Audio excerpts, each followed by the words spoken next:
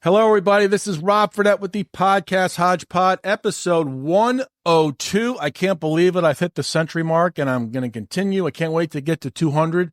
Special guest today on my podcast is Michael Bollinger. He's the artistic director of the Bartlett Performing Arts Center here in Bartlett, Tennessee, and they are now in their 26th season. It's a great venue to watch a play, a concert, a show, anything that is entertaining. First of all, Michael, welcome to my podcast, HODGEPOD. I'm really psyched to have you on.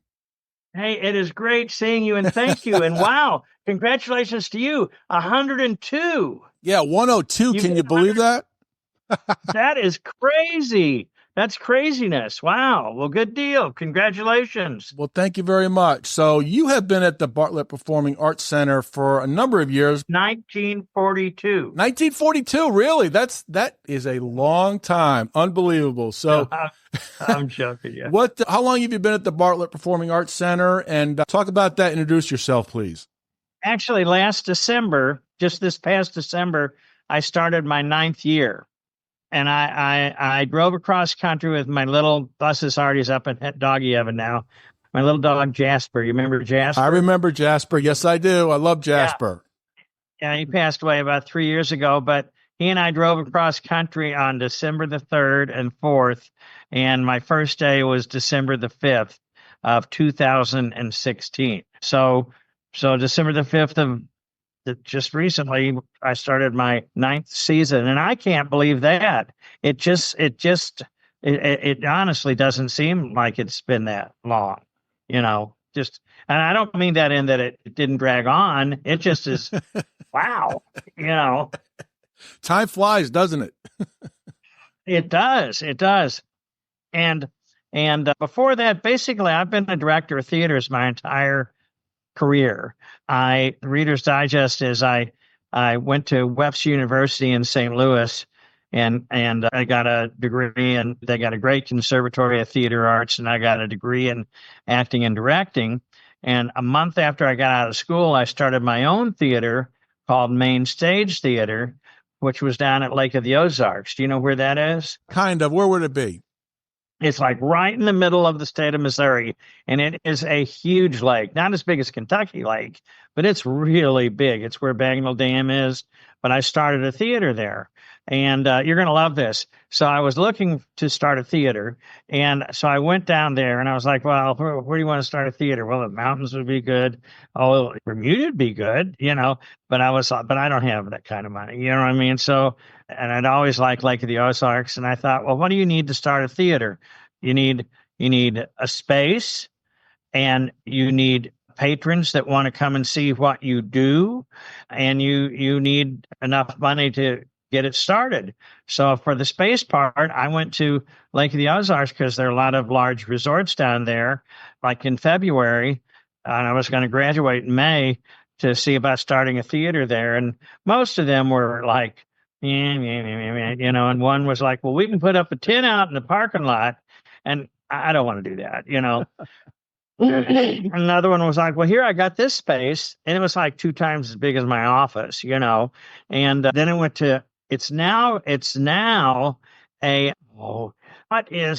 what is, oh, that's awful. He passed away about a year ago. Margaritaville. Oh, Jimmy Buffett. It's now a Jimmy Buffett hotel. And I think it's called Margaritaville. Mm-hmm. But it's huge. It's really huge. But it was a Marriott resort at that time. And I went and talked, to the marketing director. And he asked me a lot of questions. And it's actually good if they're asking you questions. That, to me, that shows some kind of interest. Most of them are like, and then he goes, well, let me show you this. And this is February, remember? Let me show you this space and see if you can make it into a theater. So we had to walk actually outside. It was a bunch of buildings to this other building. And as we're walking up the hill and going in the door to this other building, even though once we got inside, it was really chilly. And I was like, well, maybe they don't keep this heated in the winter or something, right? And he opened the door, and joke you not, it was an Olympic-sized ice skating rink with ice on it. And he turns to me he turns to me very seriously, and I wanted to do a theater in June, July, and August. And he turns to me very seriously and he says, "Could you make this into a theater?" And of course, being young and ambitious, I mean, I didn't skip a beat. I go, "Sure, no problem." Huh. And then he goes, "How would you do it?"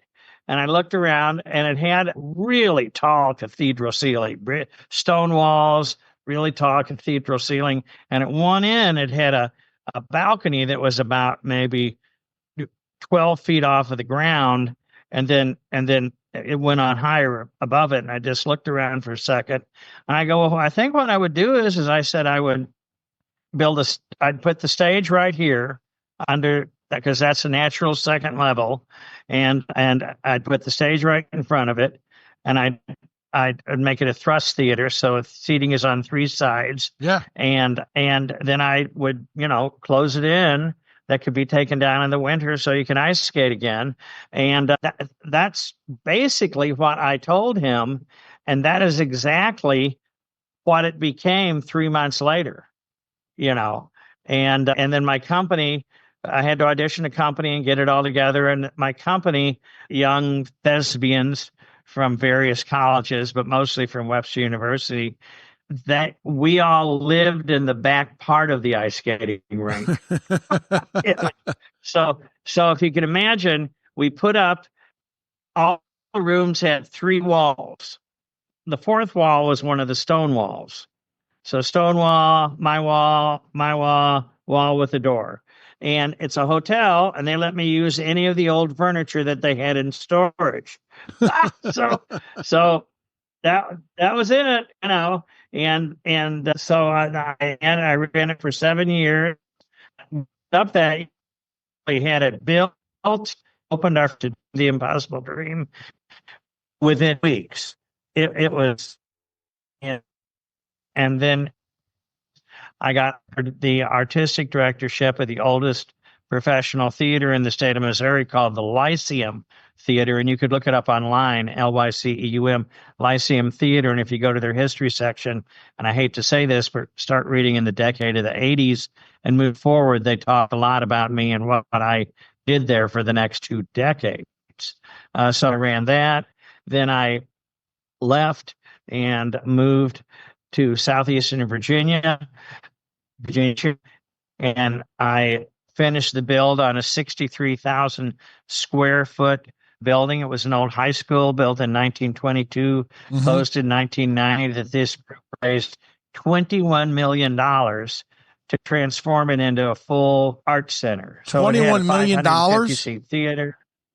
$21 million. Wow. I mean, they could have honestly torn it down and built a brand new one for about 16 mil, but it was just beautiful. Yeah. And what you had was a lot of old money and it was a beautiful historic building. They got a lot of their money from historic tax credits, for salvaging the building, right?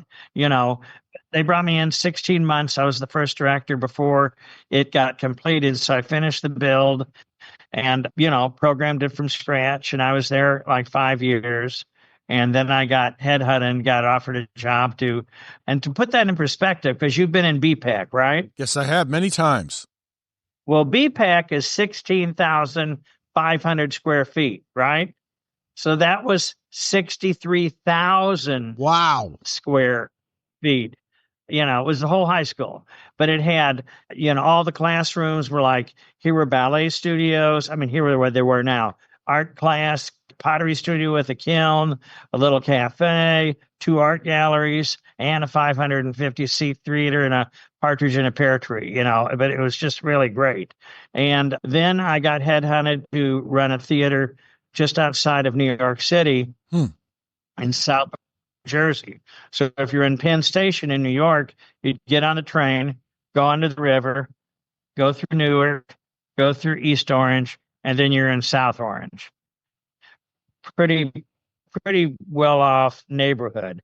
And oddly enough, it was a 550 seat theater, but it was very different than the other one. The other one was 1922. This one was only 5 years old. And when I got offered the job, I was like, well, this is cool. They're going to pay me the most money that I've ever made in my life. But I actually left it because I didn't think that through very well. I liked it because of being so close to so many artists, right? But what I didn't, it was the most money I'd ever made. But what I didn't figure was, A, it put me in a higher tax bracket, so it took more of my money. And B, I didn't think that being outside of New York, but close, would be as expensive. It was almost as expensive as living in New York City. Yeah.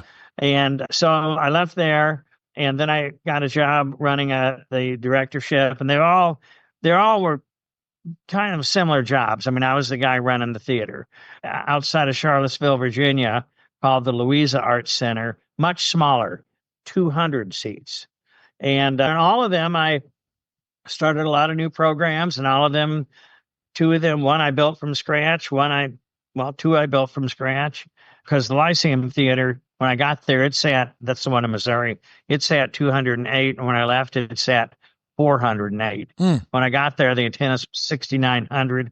When I left, it was over 30,000.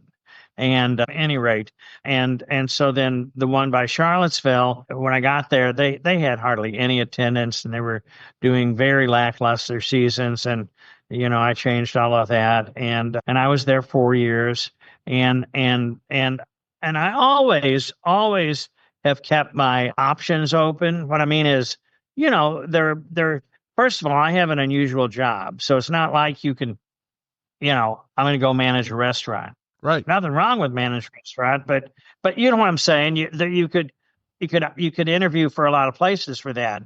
There aren't a lot of places you can interview to run a theater. And so, but I would look online on certain sites just to see if, there was something that, was in an area that I'd like to live in and that fit me. And I thought the theater fit me and I fit them. And because I wouldn't just send anywhere. But this one came across, this was when I was in Charlottesville, came across for the director of the Bartlett Performing Arts Center. There we go. So there we go. So I sent in my, and that was like fall of 2016. And I sent in my resume. And then a couple weeks later, I got a call from the personnel director who did like an interview on the phone. And then a couple weeks after that, I got a call, and it was supposed to be with the mayor and with city manager and with Mr. Archdeacon. But the mayor did all the talking there, the previous mayor from what we have now. And then I didn't. And then for about 2 weeks later, they called and said, "Would you come in and for an interview? Come into." I call this the land of Elvis. Yes. And I go, sure, that'd be great. And that means, and because I've done enough of those kind of interviews that I call that the Willy Wonka golden ticket. And what I mean by that is you get a plane ticket and they fly you into their town and they get you a hotel and they do interview you, but you get a nice dinner. And, and I was like, well, yeah, I'll go there, so, that was it. And I don't know how many they had apply. I did ask the personnel director at that time. He was giving me in between various meetings a tour of Bartlett. And I said, you don't have to answer this. I'm not asking for any names, but I asked this every place I went to. How many people applied? Are you interviewing for this? And he said, well, for the final interview, he goes like this. And I go, what? And he said, and I go, what? He goes, one. You probably shouldn't have told me that.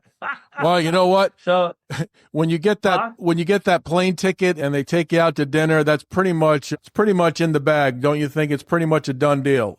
Well, no, no, really? Most of the other places, I've applied at like another 15 places that I haven't even told you about through my whole career. Like in between, and usually, they'll get lots of resumes. They'll narrow them down to maybe dozen or 15 or 10 or something for the phone call. And then for the final interview, they'll nail it down to 4. Got and it. they'll bring in anywhere from 3 to 4 people. And that's not like 20, but it's highly unusual. Matter of fact, that's the only time that I know that I was involved in one that it was one. Now, they might have their minds pretty made up, but all these places, they need to at least go through the motions of going, we brought in 4 people. So I was kind of surprised he told me that. And I just thought, well, that sounds pretty good for me, but so I better not blow my golden ticket. And so that was that. And I flew back, and Mayor McDonald calls me about a week later or something like that. And I got that job offer.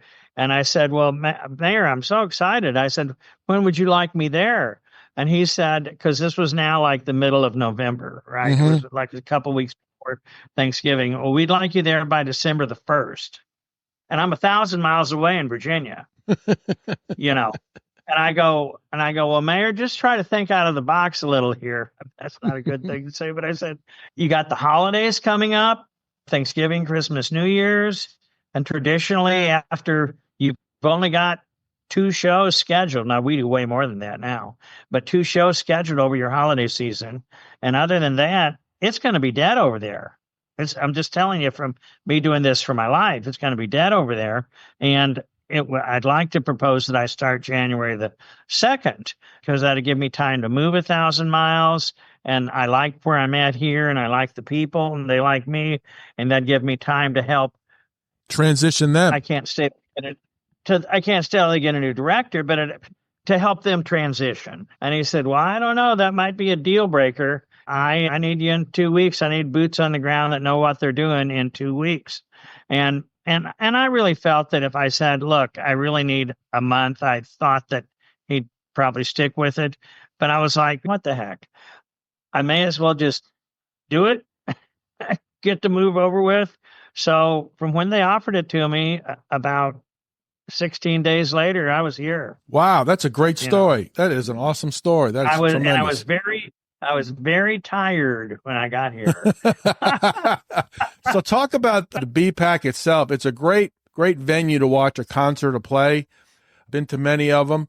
So talk about the size and how many people can watch a show there, and talk about the BPAC itself. Yeah. For those of you watching us or listening to us, if you haven't been to BPAC, which stands for Bartlett Performing Arts and Conference Center, and why it says in Conference Center is if we're not having a performance, you could rent it for your own performance. All right, and we've got several other rooms too. Or you could rent a room for one of your meetings, or you could rent the lobby for a anniversary dinner, whatever. We do a lot of rentals throughout the year, and but it's a beautiful building. It opened officially in the fall of 1999, and Art Garfunkel of Simon and Garfunkel was the very first official. Actually, the first group that performed here, they tell me every time I see them and say that it was the Bartlett Community Concert Band. They actually were the first group that performed in here before the building was even done. I understand they said they performed in the theater before they even had seats. But the first official artist was Art Garfunkel of Simon and Garfunkel. And what is interesting, obviously I wasn't here then, but what is interesting is that exact same night across town, Simon was playing at a theater.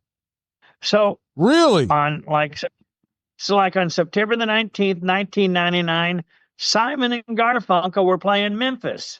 What? In 2 different theaters. That's unbelievable. That was in their no talking era, and probably rate. So that's what they opened up with. But it's particularly when it comes to the theater part of it, it is just a lovely. It really is a nice theater. You've been in it. It seats 350. It's intimate. So the nice thing is, even if you're in the back row, it's like these artists, and many of them are Grammy and CMA award winners and Dove Award winners and Blues Award winners and Tony Award winners. Many of them, you'll go, oh, yeah, I know him. I used to have his records or whatever.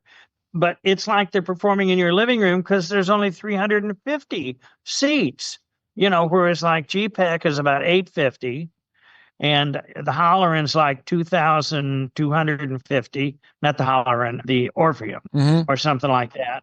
And then you keep going up from there, FedEx Forum and that.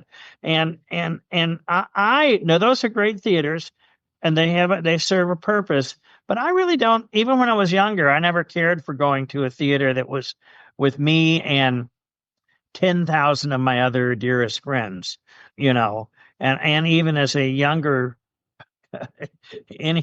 anybody would be younger than me now, but at any rate, when I go to a concert, even years ago, I never liked going to a concert and standing for 3 hours.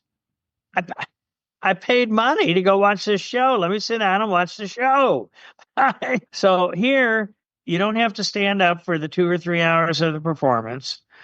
Even if you're in the back row, you are up close and personal. You don't need binoculars. No, you don't. Which one's Simon? Which one's Garfunkel? And since I've been here, we've put in all new sound, Clare Brothers system. It's really great. And also we put in all new lights, all LED lights. And many of them are the movers like you see on TV and stuff. And so it's just really a lovely space. We stained the stage floor. Now, why I say we stained the stage floor, why that is significant is when they took me through for my final interview to see I'd already interviewed with all of them. And I said, this was before I was leaving. I said, I just have one thing to ask after now that I think about it, I actually got 2 Willy Wonka meals. I got a dinner and I got a lunch. So the next day on the lunch, I was like to Mr. Archdeacon, I said, or to Mark Brown, the former COO, I guess it was, of the town, it's Bartlett, great guy. But I said, since I'm flying out tomorrow, can somebody just show me the theater? I love to see the theater. And, nobody showed you that? Sure, And at that time, the theater was closed on Mondays. The box office was closed, everything. And so we went in. It was a Monday. We went in, and once again, I was impressed because it's a very well designed theater. But we got onto the stage, and I was like, I didn't say this to them, but I looked down, and I was like, oh, crap, you're killing me. And what I'm talking about is, you know what color a basketball court is? Yes. It's like blonde wood, and it's glossy, right? Mm-hmm. That's what this floor was. If you're going to do theater, any live theater, and hopefully even concerts, you don't want to do it on a gym floor. And I was like, they were like, oh, how do you, and that's what I was thinking in my head. But you don't want to say, well, that looks real nice, but this is really crappy, And so they also, after a few years that I was here, I couldn't replace it, but we totally sanded it down to nothing, and we stained it ebony and with satin stain so that the floor just kind of goes away. Yeah. It's not supposed to be about and we did it with a satin stain so the lights don't bounce back up. I was just thinking of that. Yes. Yeah. Before the lights would just bounce back up, and it was awful. But we've done a lot of improvements to it since I've been here. And also they've always done a performing arts series. Of different artists and everything you could come to in concerts, maybe sometimes more like a cirque show, or maybe sometime like a magician or something like that. But I kind of added on youth shows for families. Also, they did some live theater with the local community theater at that time. The community theater did it and they provided the space, but so that we could control it a little bit better, because my background really is theater. Mm-hmm. So we have auditions, and we audition in all of Mid-South. It's not just for people in Bartlett. And it's not being prejudiced against people in Bartlett, but the thing is, if you're doing a big show, you might have not have enough people audition. Or if you said you have to live in Bartlett, and there's a lot of theaters actually in the Mid-South. Playhouse on the Square, Theater Memphis, several other smaller ones, Germantown Community Playhouse, and and there are a lot of decent actors. So we open it up to as long as you're within the region, and that does two things. It gives us a larger talent pool to pull from, which improves the quality of your shows, A, and B, it introduces a lot of new people to BPAC.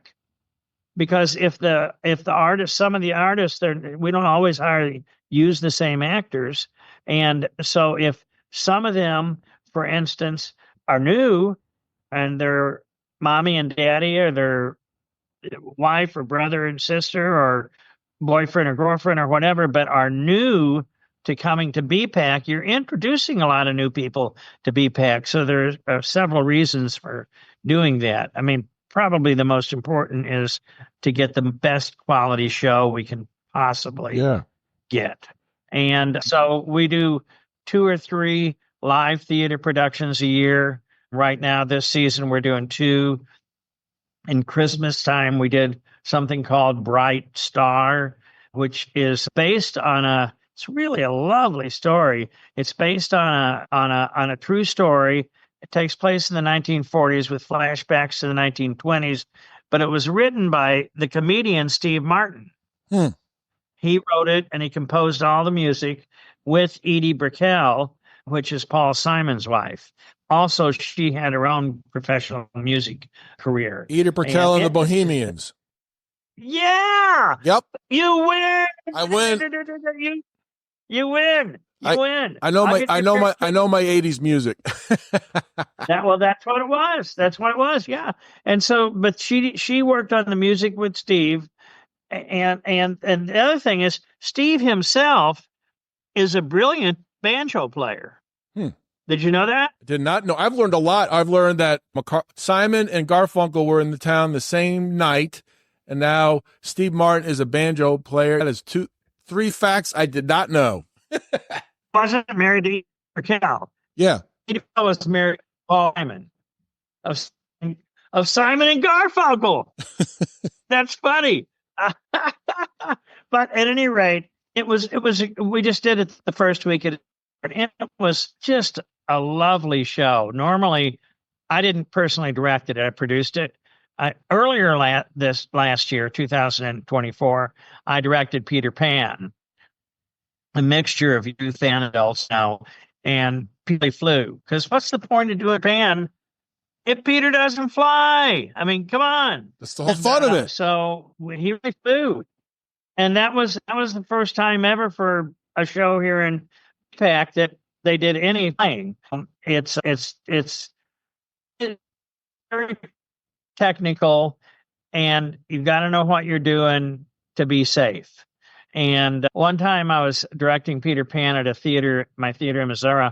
And now this one, I was like, if I can find a qualified actor, I want a young man to play Peter Pan. Because after all, it is Peter Pan, right? But it's usually done with a female in the lead. First time they did it on Broadway was Mary Martin. It was written for her. But this young, very talented actress named Krista Jermanson, and we were doing a tech rehearsal of her flying. So she's doing the big number. I'm flying, going flying back and forth on the stage. So she's all the way over here, and the flyers are supposed to fly her to this side of the stage and stop her so that she lands on the hearth of the fireplace. And we had a really big ledge on the fireplace, right, for her to land on. And as she's coming across, I could see in my mind was Houston. I yelled, stop. But nobody can hear me because the music, she's singing and the music's going. And she went, there were wooden walls. And anyway, Peter went, wow. They did get her onto the hearth, but a little harder than we would like. And totally, she could hear me, and she looked and she saw it. So if this is the wall, she goes like this. So at least her face wasn't hitting the wall this way. It was the side of her face. And she's a little teeny thing, and she's standing on the hearth. And I go, and the theater is like, and since it's a hollow wall, it was a big noise. It made a really big noise, like a really big boom. And she goes, and I go, walk up to the edge of the stage, and I go, Krista, but she hasn't moved. She's like, yeah. And I go, and she goes, yes, Mikey. And I go, are you okay? Yes, Mike. And I go to the guys. I go, guys, they happen to be all male flyers. I go, of course they didn't do it on purpose, but I go, guys, we can never let that happen again. We cannot let Peter run into the wall again. And it never happened again. So, but it was a great show. Mark sold out all the shows. I was so proud of Bright Star. Have you ever heard of the Ostrander Awards? No? I'm sorry, we broke up there. It was a breakup there. What was the question again? I said, have you ever heard of the Ostrander Awards? No, I haven't. No. Well, they're the awards, like Memphis's version of the Tony Awards, right? For all the shows that have been in Memphis the last year. And for Bright Star, for the first time, I put our name in to be nominated and what happens is, if they're going to consider you, they will send out 4 judges to watch, and they take copious notes. And an Austrian artist. So they sent out 4 judges, and we'll see. But I would if a couple of Ostrander at any rate. Now, season last fall, the first half of this season, and now, but I've been here 9 years, started 9 years, and my plan or my hope would be to stay here many, many more years. So at any rate, but would you like me to tell you what's coming up? Yeah, well, let me talk about I've seen quite a few shows at the BPAC, as it is known here. I saw shows that I would never have seen. Crystal Gale a couple of years ago. Five for Fighting, another great show that was awesome. He was really a cool guy. Hey, it was really, really great shows. And then my favorite was The Plague was It's a Wonderful Life. I got tickets right away when they went on sale. It's a Wonderful Life back-to-back years. So that was another great play as well. And remember, for this show, didn't you interview the guy that played the George Bailey? Adam Hogue. Adam Hogue, yes, he was terrific. Yeah, he was a great actor. He was great. He was. I told him, you played Bailey perfect. George Bailey perfect. I agree with you. And I was happy you got to interview him. And he was glad to have somebody like recognize his work. You know what I'm saying? Yeah. And at any rate, but we do have all kinds of shows. We try to do a great diversity of shows. Because what's your favorite color? My favorite color is blue. That's close. That's close to mine is, although I got red on today. But and my reason for asking you that is everybody likes different kinds of things. Everybody likes kind of music. So I try to have a little bit of something for everyone. And we've sent out a lot of shows, but they're not necessarily with the same people. Like you said, like last year. She's so like that. And she's Don't Make Your Brown Eyes Blue. She would appeal to a different one than the Five for Fighting guy, right? 100 years. And that they would appeal differently to someone that was heavy country music or who was rock and roll.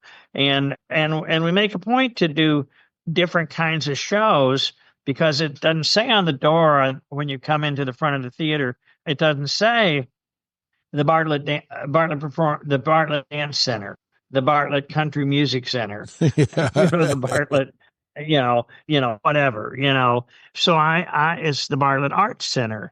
So I always try to do a very diverse season. Like this season that we have this year, it had, if you don't count the theater show, it had 3 other shows that were just for families. We had 2 live plays. We had a great diversity of music. And when we talk about what's coming up in the last 4 months, Yeah, go ahead, please. on the 25th of the month, we have a show called The Purple Experience. What might that be about? I think that might be, let's see, would it be a Prince tribute or a Prince theme? Yeah, you got it. You got it. Ding, ding, ding, ding, ding, ding. You got it. Yeah, it's a Prince tribute. It stars a guy named Marshall Charloff, and of course, and he doesn't exactly try to be Prince. Like, he doesn't come out, because I do a lot of tribute shows and I usually sell out with them, but I prefer to have tribute shows that don't act like the actor, the artist. Because no, you're not Prince. He's dead. He's been cremated and he's in an urn up in Paisley Park. So no, but he doesn't do that. Although he does really look like him. But the most important thing is they got to be good musicians. And if you close your eyes, the lead singer, you need to not have to go to very far with your imagination and go, oh my God, that's Prince. And he does that. And Prince had tons and tons of hits. Purple Rain, When Doves Cry, Little Red Corvette, 1999, Let's Go Crazy, I Would Die for You, Raspberry Beret, and a whole bunch of others. Yeah. But what's interesting is he's from Minneapolis, which is where Prince was from, just outside of Minneapolis. And then that's no big deal. About 3 other million people are from there. But what's cool is, in Prince's, one of his first bands that he started when he was like 16, and this guy was 14, he was in Prince's band. What? Yeah. I mean, so, and he's I think he is the only guy that the Prince estate has, quote, sanctioned, given permission. There are other people that do Prince, but to legally do a Prince show. That is amazing. And it's on the 25th, and we're going to do 2 shows. We've added a second show. It's at 2:00 and at 7:30 p.m. Okay. Then on February 1st, we have another family show called Professor Wow and His Outer Space Adventures. Professor Wow's been here before, but not with that show. And what he does is he uses humor and like tricks that makes things blow up on stage or whatever, but to teach science, or in this case, this is a brand new show to teach kids about outer space. And he'll be totally hilarious. His friend in the show is a very funny alien that dreams of becoming a stand-up comedian. You're gonna like that. And then he also brings up a lot of kids from the audience to be a part of it. And now what's neat is about all of our shows, like that Cat Cage Comic Club, Professor Wow's Outer Space Adventures, they're what I call an arts and education show. So before they do their public show that anybody can buy a very reasonable ticket to come to, like 15 for kids and 20 for adults, but we do 2 arts and education shows the day before, usually, that is for Bartlett, only for Bartlett school students. So, like, for instance, Professor Wow, the day before he does his public show on February the 1st at 2:00, he'll entertain and educate maybe between 600 and 700 Bartlett students. Wow. And they get in for free. A lot of people don't know that because we don't sell tickets to it. So I work with Bradley Faust. I call him the art czar of the Bartlett school system. And he lines up all the classes that are going to come here. And right now, what we're doing with Cat Kid is the company is staying on because they were supposed to do an arts and ed show on the Friday, right? Now we're doing the show on Saturday, January the 11th. But they're staying over the weekend, hoping that you don't have to answer the door, it's nobody, but hoping that the streets are going to be good enough so that they can bus the kids here on Monday morning. Because this group just last Friday, they were in Los Angeles performing there. Mm. So they drove across country this week in the storm. And, they're arriving on Thursday in 2 days. And so, at any rate, then on February the 8th, I have a lady named Sandy Patty. What does she sing? What kind of music? I'm not sure. Would it be folk music? Well, kind of. Some of it's probably folky. She does contemporary Christian music. And Sandy, she was here once about 5 years ago. And Sandy, they used to call her, when she was really hot, they used to call her nickname was The Voice. And she's won 40 Dove Awards. And Dove Awards are the like the Grammys or the CMA Awards for Christian music. And she's won 40 of them. And some of her songs are Via Dolorosa, When Life Gets Broken, Mary, Did You Know? It Was a Morning Like This. I mean, and she, for those people, anybody listening, unfortunately, well, for me, it's good. But unfortunately, she's already sold out. But she's just, and that's where having a theater like BPAC works, because we only have the 350 seats. So you're getting to see this like a legend. Oh, yeah. With 349 other people. Yeah. Yeah. Then go ahead. No, I when I went to the Crystal Gale show, I felt she was singing in my living room. That's how close it is. That's how intimate it is. And she was so smooth, wasn't she? God, she's been doing that all of her life. On February the 15th, also we've added a second show at 2 p.m. and 7:30. We have Evil Woman, the American ELO. What's ELO stand for? Electric Light Orchestra. Right. But of course it was from Britain. Mm-hmm. And so this is they're retiring officially this year. This is their 50th year, the ELO. And they had an ELO, what made them unique was they were the first rock and roll band to actually meld with classical instruments. So they had the rock and roll instruments, right?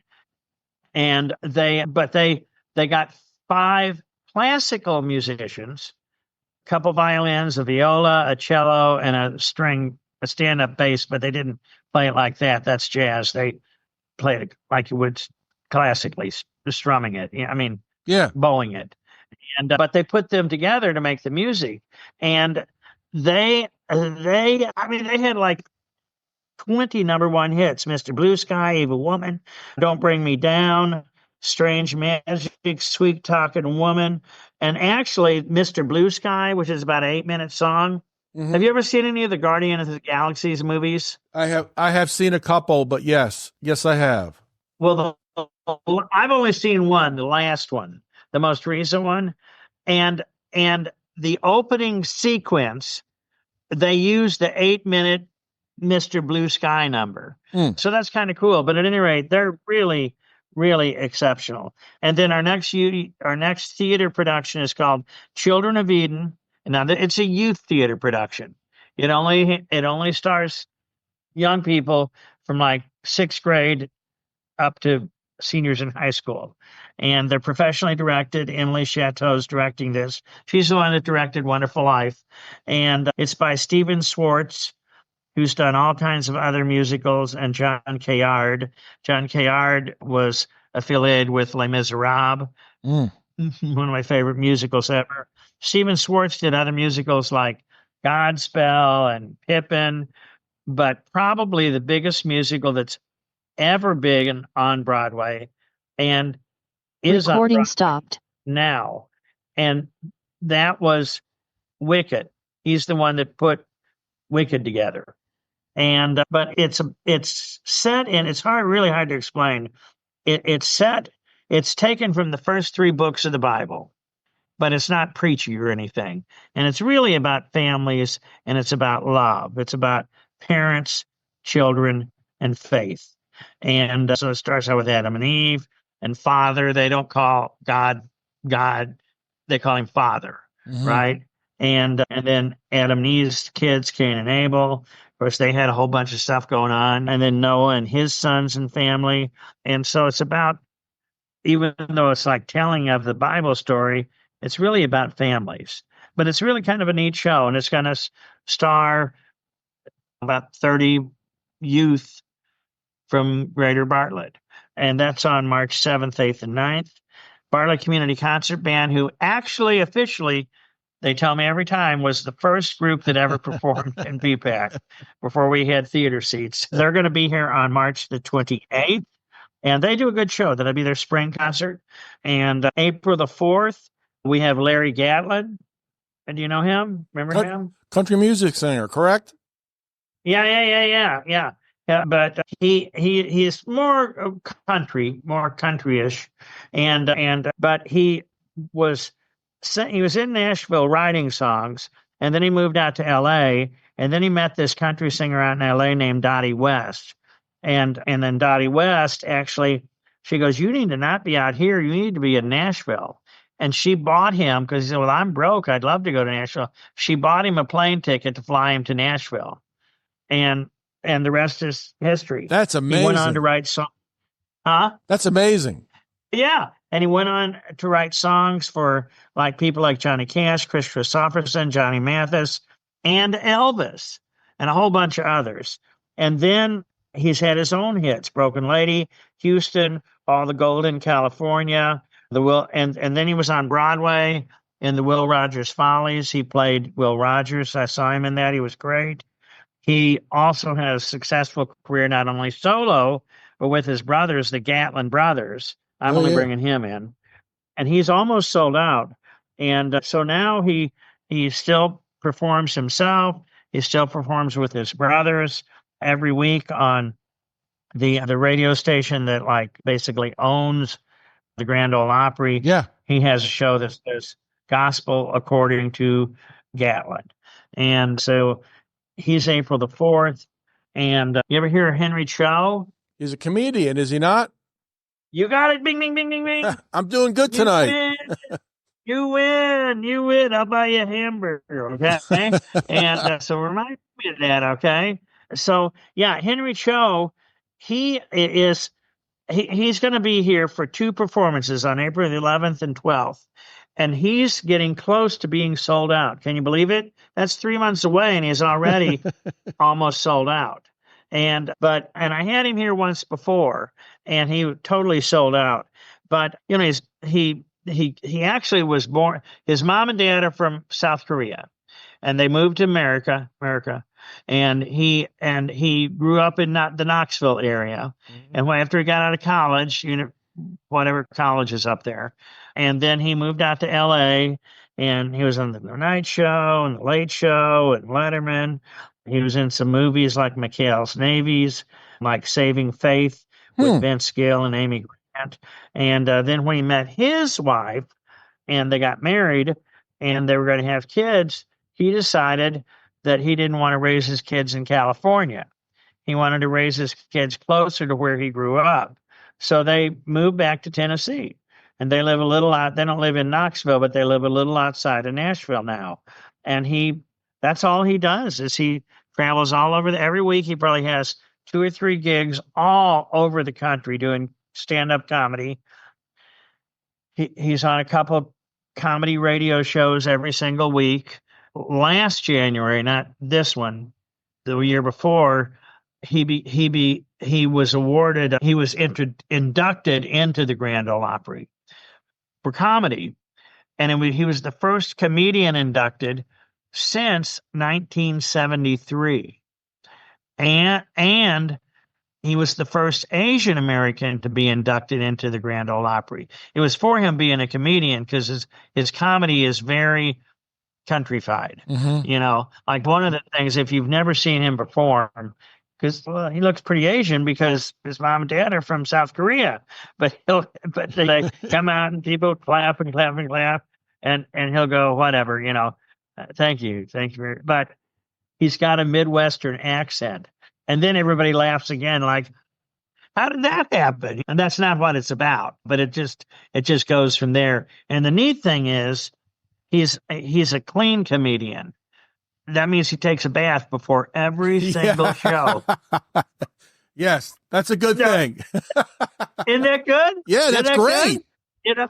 Yeah. No, actually, because about 20 years ago or so, remember there were so many comedians that it was like let's see how many F-bombs I can drop in my routine tonight. You know what I mean? And you're not going to hear anything bad at all. That's what we have in the regular season. And then I have something, the last thing I'll tell you about this season, we have youth theater camps in the summer, 6 of them for your kids. They'll all be put on my website about March the 1st, and they all sell out usually. And then and what they do is each one has a different theme, and they go in, they start on a Monday, and they rehearse and play, and they end up with their own performance on our stage by Friday. And so it's really a neat thing for the kids. But we also have something called Music by the Lake. I know you've been to that. Yes, I have. It's very nice. If you ever want to go see a great concert, go by Music by the Lake. The Bartlett Performing Arts and Conference Center is at 3663 Appling Road, Bartlett, Tennessee. You cannot miss it. If you're driving by, you will see people sitting out there. It's a great event. But go ahead, Michael. Yeah. Yeah. Well, no. And they did do one outdoor concert, usually bluegrass, before I came here, but then I expanded it a little bit, and I thought this was very novel. We got a lake. I'll call it Music by the Lake, at any rate. But and this is really news. Now, this is really news. Just today, I set the artists that are going to be performing this summer. Can you tell us who they're going to be? Can you tell us who they're going to be? Yeah, because I'm on your show. All right. And so on March the 16th, and these are outdoors. I got a beautiful lake. It's a beautiful setting for a concert. Great setting. Yeah. And the neat thing is, if it rains, we don't cancel it. We just move inside into the theater. Even but better. I like it when we don't have to cancel it. Yeah, because we can accommodate more people out there. And it's just beautiful at sunset. But on the 16th, they're all on Friday. They're from 6 to 9 p.m. They're free. We'll have some food vendors out there. New last year, there actually was a beer and wine truck. Imagine, what is Bartlett coming to? I'm joking, but a lot of people had been wanting that, and so we had it, and it was a very popular thing. And so the first one, I actually have 2 different artists coming. One is Hope Claiborne's Soul Scrimmage. That's a pretty nice name, isn't it? I like that. Soul Scrimmage, yes. That's very nice. Soul Scrimmage. And Hope, first of all, she has a really big voice. And second, she plays saxophone and flute. And she said they do some blues, they do some funk, and then they do a lot of popular music. So, but she's mostly up tempo, regardless of what genre it is. And then the second act in that night, it's 2 for 1 night, is Mandy Thomas with this new band she's put together called the Grit and Grind Music Machine. But they're all popular music, like covers. And do you know who Mandy Thomas is? I do not. Mandy Thomas is from Memphis, but she has this voice that it'll blow your face off. She really can wail in a good way. But in 2020, she was on The Voice, and she'd made it to the top 10. And that was the year of what? What happened in 2020 in the winter? COVID. Right. So she was in the middle of doing that, and they actually stopped it for 2 or 3 weeks so they could figure out what they were going to do, because now they were down to the final 10. And what they did was they sent all the artists home to their actual own home, town or home, and they finished the competition. They sent them what they needed. They sent them a little camera and told them how to set it up, and they sent them a little mic and told them that, and whatever the link was to go up to a satellite and go to where they were recording it. And so, some of them, so the point though is, she was in the finals of The Voice, and she is just great. And then the other one is on Friday, the 13th of June. And it is this band called Almost Famous. Have you heard of them? No, I haven't. Oh, do they sing 80s music? Wait, say it again? Do they sing 80s music?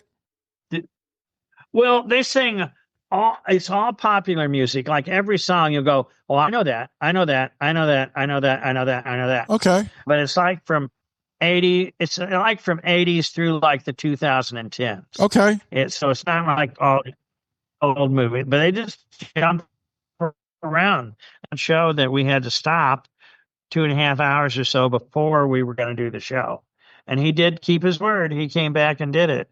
And he felt, and I think more than anything, he felt not physically bad. I mean, he did, but he felt bad about not doing the show. Because I went back to talk to him, get a date. He was in his dressing room with just one other lady that came with him, his assistant, and he felt bad because he said, Michael, this is the first show I've ever had to call in my life. Call being like call off, And I go, Gary, stuff happens. And I said, well, let me go tell the ladies what the new date is so we can tell everybody. And the audience couldn't have been nicer. Nobody was pissed. They're like, oh, tell him we hope he gets better. It was so cool. Tell him we hope he gets better. And the only thing I felt bad about, we had a couple that came from Kansas City and 2 carloads that came from like Houston or something. And a lady who like was having her 60th birthday or something that drove up from New Orleans. And they were going to go out to eat and stay at a hotel and go see Gary Morris and a couple other things like that. It was kind of bad for those people. Yeah. You know what I mean? But all the ones from the Mid-South, I said, your tickets will automatically, for the new date, if you want to come, they will automatically you'll have the same seats. But I did say to him, and I said, hey, Gary, before I walked out the second time, I said, we were talking about my buddy Timothy Shue, the one that was his understudy that he said suit up to in New York. I said, because we'd had a nice talk about him at dinner, and I said, would you like to say hi to Timothy? And he said, yeah, that'd be nice. I said, well, let me give him a call. So I called my buddy who he knew from doing Les Miserables with him for a year. And I said, here, I'll just come back and get it later. Here's my cell phone. And they talked for a long, long time. But it's really neat when you get backstories from the artists, like how they wrote a song or crazy things that happened when they were touring, or you learn how to wear the proper 1880s cowboy boots. Well, I want to thank Michael Bollinger for coming on my podcast to talk about the shows that are coming up at the Bartlett Performing Arts and Conference Center here in Bartlett, Tennessee. And Michael, I did learn one thing that really shocked me was Art Garfunkel and Paul Simon were in the same vicinity for one night, and that's when they weren't talking, and that really boggles my mind. That's crazy, isn't it? Yeah. Yeah, they were both in Memphis. I can tell you the date, not now. I got to go out in the hall to look at That's all right. That's all right. About September the 19th of 1999, they were both here, both performing, but in 2 different theaters. That's wow. That's incredible. That blows my mind. So, Michael, I want to thank you for coming on, and we'll get you on next year for the 25-26 season. And the Music by the Lake is free admission, free parking. It's fun. You heard the dates earlier. Free music, yeah. Free music. So, Michael, thank you very much for coming on. I really appreciate it. I'm honored that you came on my podcast. Thank you so much, buddy. Have a great night. You too.